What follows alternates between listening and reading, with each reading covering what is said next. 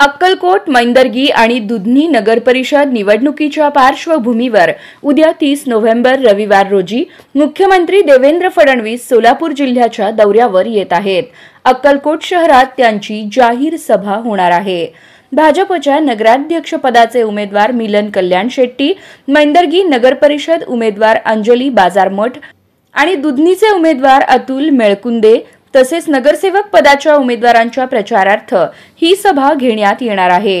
ही सभा अक्कलकोटमधील मंगरुळे हायस्कूल जवळील मैदानावर सकाळी 10:30 वाजता आयोजित करण्यात आली आहे।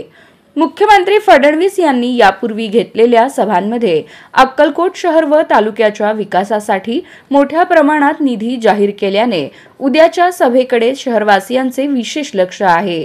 यावेळी भाजप व शिवसेना अक्कलकोटमध्ये स्वतंत्र लढत असल्याने मुख्यमंत्र्यांच्या भाषणातील मुद्द्यांकडेही उत्सुकता व्यक्त केली जात आहे।